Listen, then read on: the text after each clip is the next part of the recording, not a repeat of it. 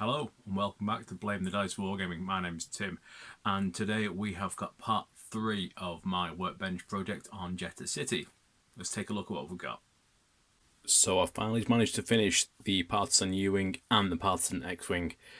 Really pleased with the way they've came out. This one I've been able to kind of turn into a bit of a narrative image in itself, with the idea it's been blown up on this edge and kind of dropped from flying at low altitude, put some flames into it, and then kind of separate out the engine. And with the X-Wing, I think I've been able to at least capture an idea that it's broke through a rubble building or something. It's like a brick building that's with the rubble on its way down, a la what you see in Rogue One. So if you hang on, we can talk through how I achieved what I've done.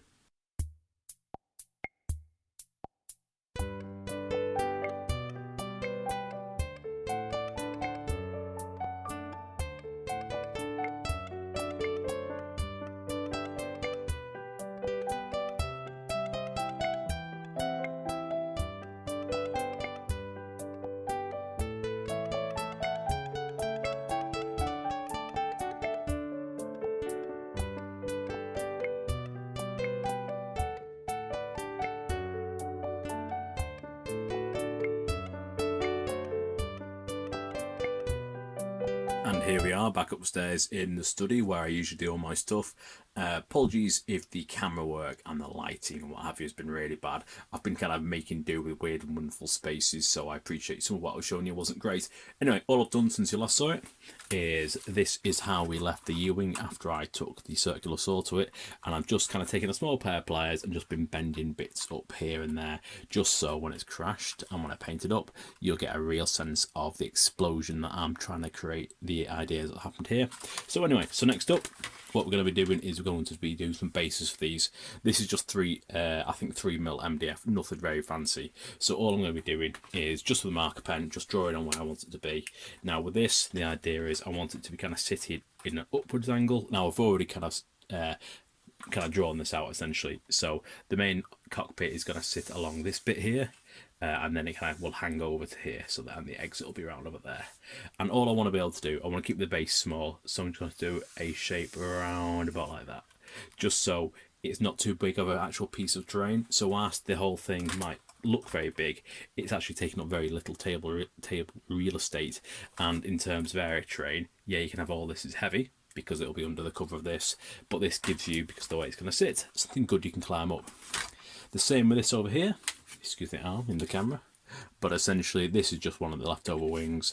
I've put some kind of holes in it just to kind of give the impression of this was the wing that was there underside, which got blown up and it kind of blew shrapnel through it.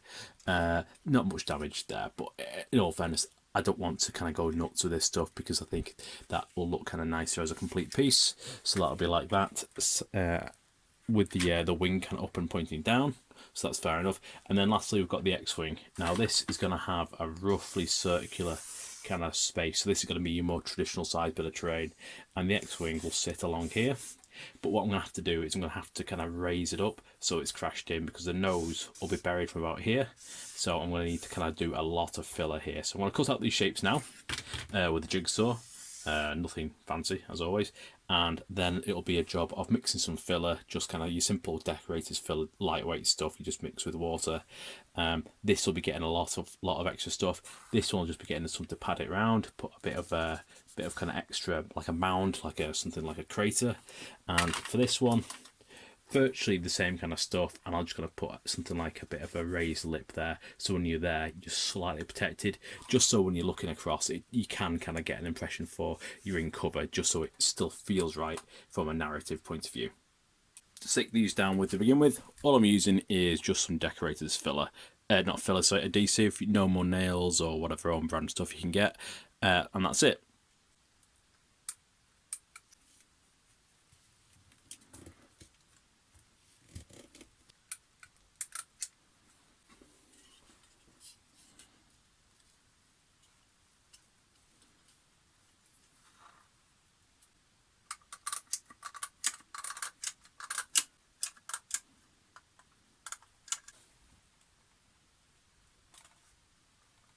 So everything's largely dried by now. So now we are at a part which is an awful lot of fun, or at least gives you a real effective look without a lot of expense or effort. If you saw my Arc 170 video, you've seen how I've achieved this before. But essentially, I'm going to kind of fill this void out with a load of scrap. Now, what this kind of ends up looking like is the interiors that became visible after the side of it's been blown out. And you don't need anything really expensive to do it. I'm just using a collection of kind of old bits and pieces of stuff I'd had lying around. This is like from a broken 8080 toy I had, some straws, some inside of biros, some skewers for cooking, a cable from something I don't know what it was, some things from a door DIY project I did, a silicone cable for wrapping food in to keep it together in the oven, some actual cable, and I don't even remember what this is from, but that's actually some fibre optic cable.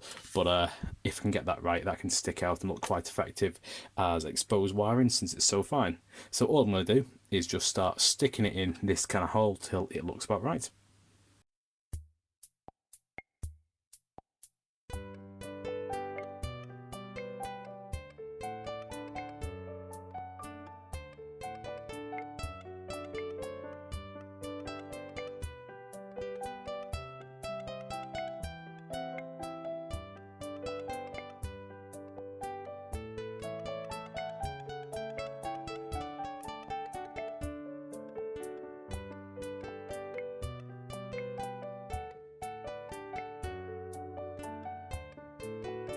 So that's it finished. I don't think the camera catches it very well, but what I've done a few different things is I've used some of the decorators adhesive, whatever we're calling it, to kind of bridge some of the gaps and just kind of elongate. So instead of just being scratches, there's also some raised bits. Because I'm hoping the idea is this will look like it was a great big explosion and it's sent shrapnel and hot plasma and stuff. So I'm hoping these little raised bits look like cool scorch marks when I paint them.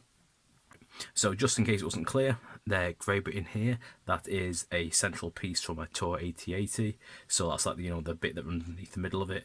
We've got the two green little kind of silicon skewers. We've got some pipes, which I think are rifled from a kid's toy.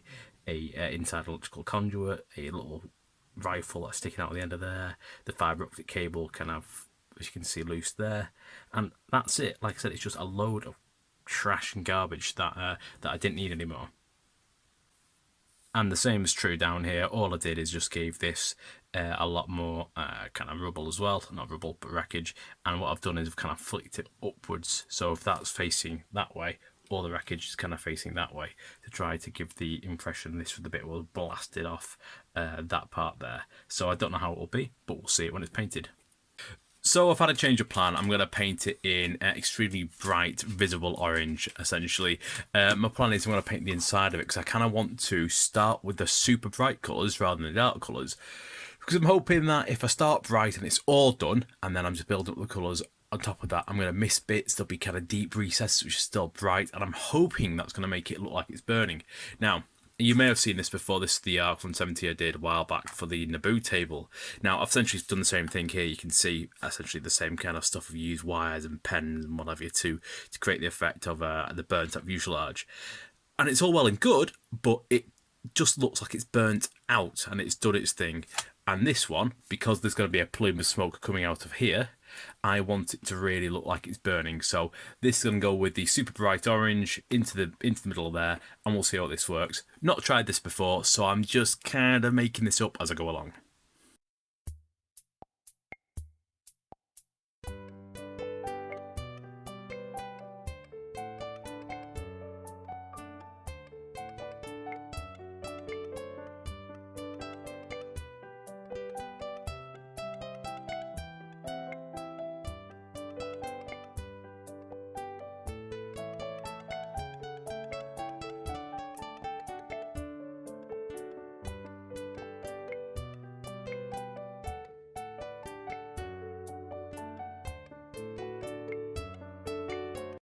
So that's that. That's the orange put on. Hopefully that's going to look pretty good when I come back in and dry brush over it with some darker colours and start working in some kind of highlights, lowlights and the like. But straight away, that's going to look like it's something that is currently burning, and that's really pleasing because, well, essentially that's what I want.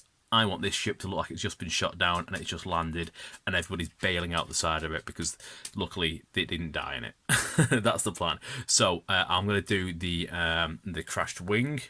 because that's going to have a similar effect around the sides, just so that's, you know, the other part of it. And then we'll move on to putting some additional colours on to try to bring it back down so the flame, or what's supposed to be the burning flame inside it, will be much more contained. This is it with the orange on. Next up, I'm going to stick some Army Painted Dragon Red onto it. All I'm going to be doing is going to be building it into some of the kind of layers here. I'm not going to be going as wide over and as nuts with it. It'll just be to try to catch the highlights. So when I've done that, then I'm going to hit it up with some Desert Yellow. I'm going to be putting this, not Desert Yellow, Demonic Yellow. I'm going to be putting it on super mega thick. I'm not going to be kind of taking it easy. And then when I'm done, that's when I'll come in with the dark stuff, and hopefully we'll have a fireball effect. But it won't be quite so crazy, it won't be quite so out of control, because the dark colours will kind of bring it back, but the reds, the yellow and the orange will kind of really give that impression of the fire.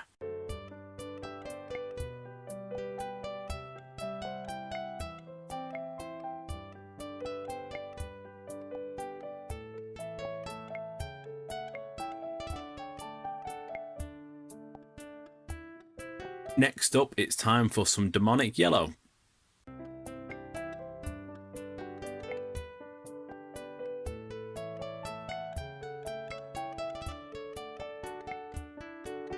Next up, we're going to use some Vallejo's USA Olive Drab. Now, essentially, I use this because it's a great colour for that burnish look. So what I'm going to do is I'm going to just use this to kind of go over the entire area, essentially. And that should really bring down some of the colours where I didn't really want them to be anyway. I'm going to do it dry brush, so it's going to take a while to do, but I'm hoping that way I'll still have the good amount of colour left through, so I won't accidentally spoil it, and then I can come back in and use some more dark colours just to get a real scorch mark in, some real kind of carbon scoring.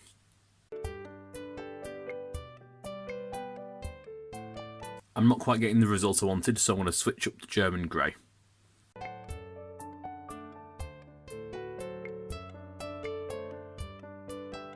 We're getting close to the desired result, so I'm going to go switch up for just standard Vallejo Black now.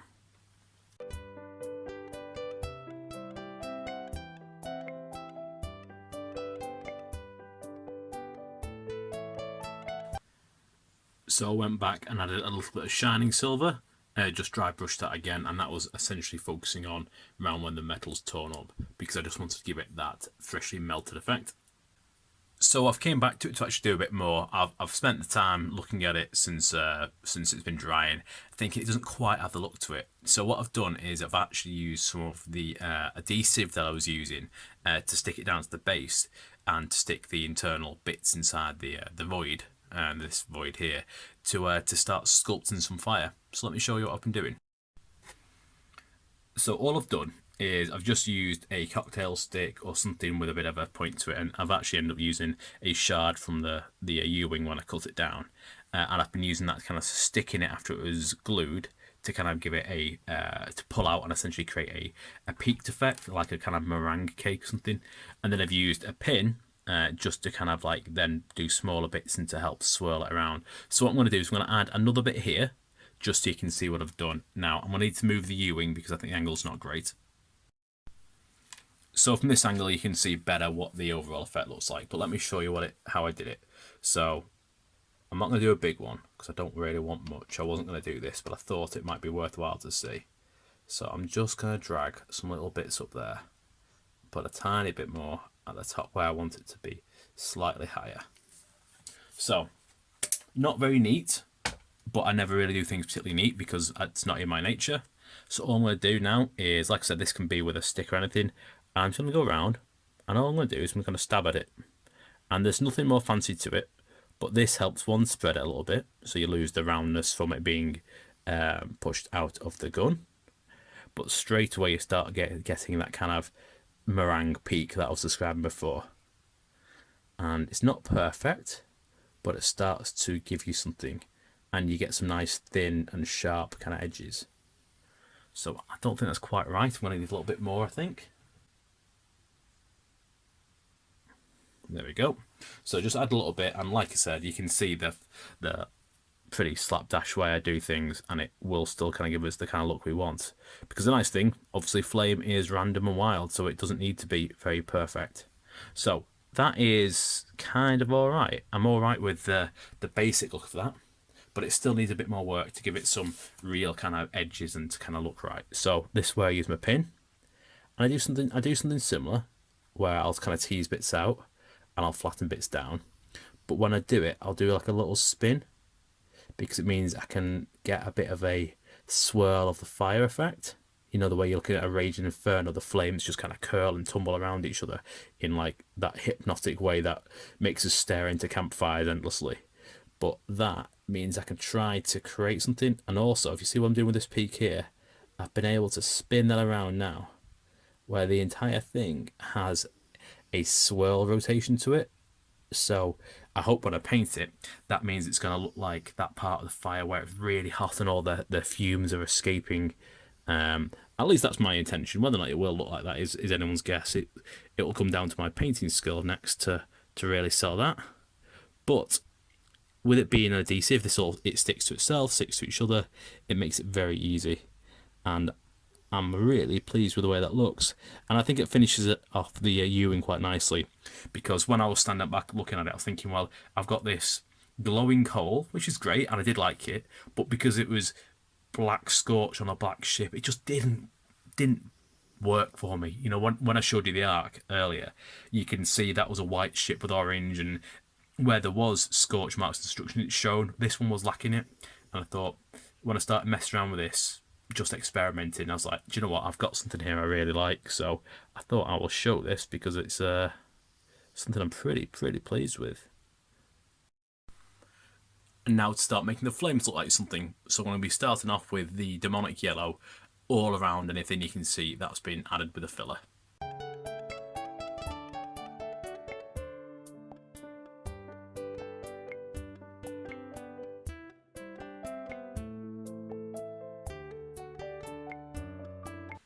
So now that's good and dry, we're going to next apply Dragon Blood and Lava Orange. I'm going to start with the Dragon Blood. I'm going to be applying this neat. I want to go on thick. I want it to be stippled. I want it to have texture within texture. So we're going to start with this one. So let's see how it goes.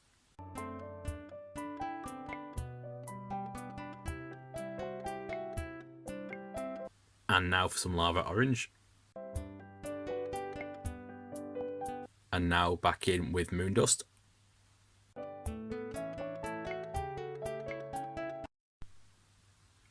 And back in again with the red. And again with the orange. And then one more time with the yellow again. So I finally finished the fire. There was a lot of faffing around that I kind of did off camera. Nothing outside of the techniques I was showing you. I was just trying to find something which made it look realistic. Now, the only things I have done that were not on camera is I'll make it explain to you now. And all I've used is some red ink because it's quite glossy. And I've used that to kind of go around where the fire isn't, I suppose, but around the outside of the fire, just to kind of give it that glow. Now, it probably shows better there, where you can kind of see there's a kind of reflection in the engine, which I quite like, so I'm pleased with that. So that worked really well. And then what I went in with yellow ink. And all I did was I went onto the flames and I just washed them several times. They had about 2 or 3 coats. Again, that makes it very shiny. But also it made sure that the fire, the ends of it, had that real yellow glow to it. That was, that was really compelling. The only thing that I'd changed my mind about is the inside here was originally, you could see much more detail of the kind of the internals, but it didn't work with the flames so much, so I put a bit more filler inside of it, the No More Nails, whatever it is, a rip-off, and then painted it in a very bright orange colour, just so when you look into it, I think it looks like that's where the Raging Inferno's at. So whilst I'm waiting for the flames to dry, so to speak, I'm going to start doing the base. All it is going to be is very simple filler, so the stuff you add water to and mix up, nothing fancy. And I'm going to cover this base and try to build up some ridges and just a little bit of undulation, but nothing fancy.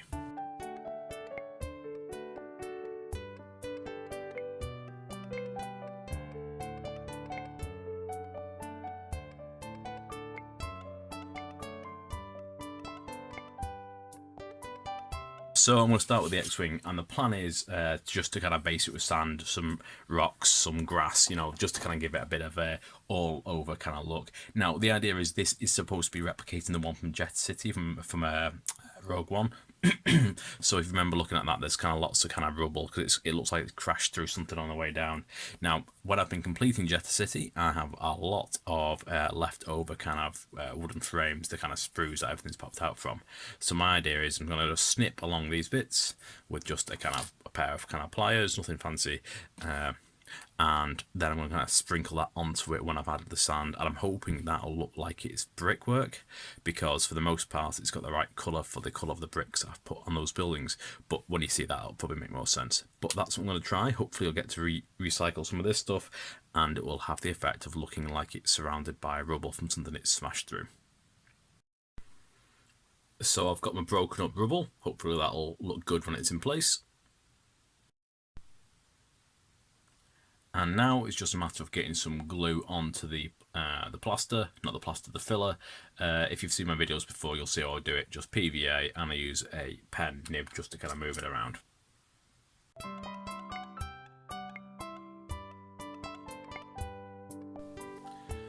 So there we go, that's the first layer on. Now obviously it's a little bit thin in places, which is fine. You can kind of see where it's white there, but that's great actually, because that's exactly where I want to start adding a little bit more. Because what I want to do is start adding those bits of rubble in, but I want to be selective because one, I don't have too many, and two, I think it'll be more effective and more impactful if it's kind of more scattered around rather than like, not scattered around, but more kind of selectively placed and just scattered everywhere. So let's kind of put this stuff down, and then we'll get the bricks on.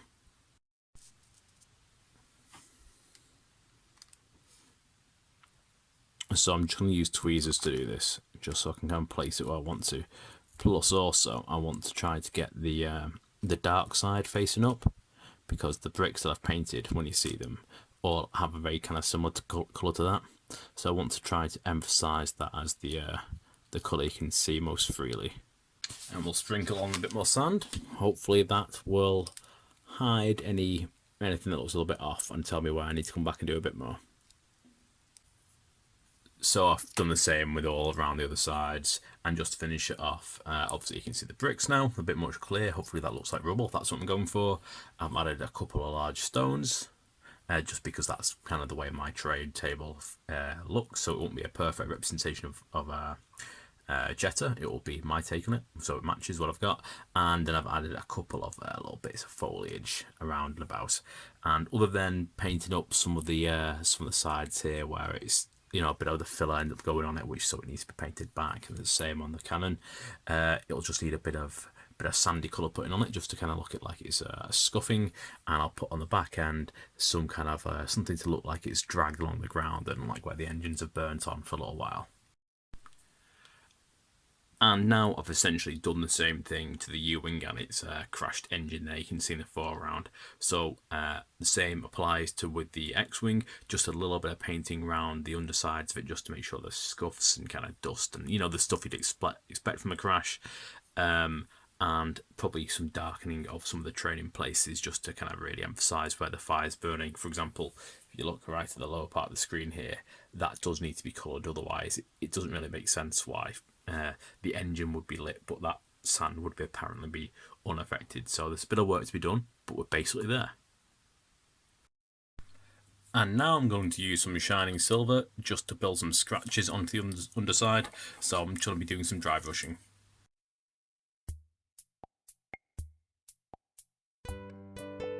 And now I'm going to move on to applying some fur brown. Again, I'm going to dry brush this to create the impact, so the idea of impact and dust being thrown up.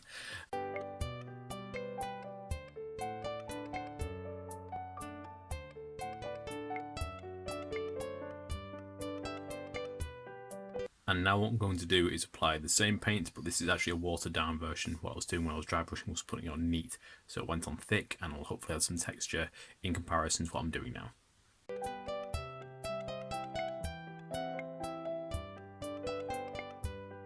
And now we're coming towards the very end, and I'm going to just do a little bit of Agrax Earthshade.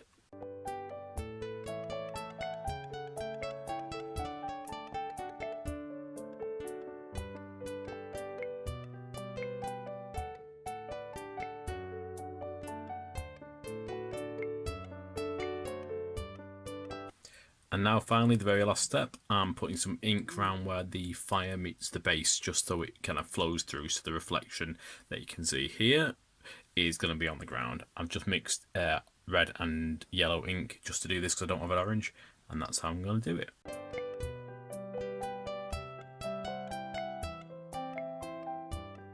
So I'm really pleased with what I've been able to achieve here. This has been by far my favourite project so far. And if you exclude part 2 where I did the interior of the U-wing, it's been actually really simple. A bit of paint and then taking a source this thing and coming up with the idea of doing the filler or the kind of normal nails to do paint. I don't know if that's been done before, but I just had the idea when I was doing it and it just seemed to work really well.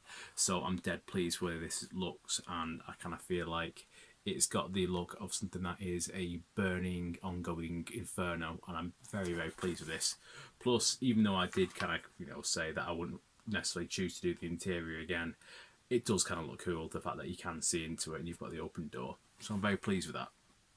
And the nice little bonus of having a crashed wing to put down as well, just to kind of accentuate the whole idea of it being blown up and still being a raging inferno, giving some opportunities for doing some interesting stuff with putting the holes there. I quite like that. It's a nice size, good heavy terrain, line of sight blocking, very pleased with it. And lastly, the X-Wing, simplistic, but really, really pleased with that. And considering that's just a fairly cheap kit painted up and then put inside some decorated filler with builder sand on it and some kind of cut wood from MDF buildings, the ones you can see on the shelf above me, which there'll be in next week's video. You'll see how I got those next time's video. So you'll see how I did that. But I'm really pleased with this. This has by far turned out to be my favourite kind of project so far, and it wasn't terribly hard. Like I said, if you do it yourself, you may choose not to bother with the interior build, because that was a lot of work for minimal response. Anyway, I really hope you enjoyed that. I hope that's been enjoyable to watch along. Next time we do this, we'll be looking at the buildings above me, and we'll be talking about essentially how I managed to get the look to them, which hopefully includes a lot of texture, some clever tricks to make it look like they've been there for a long time. Yeah, anyway, that's a spoiler alert, I guess. Just, you can hang on for that next time. Anyway, thank you for watching. Bye for now.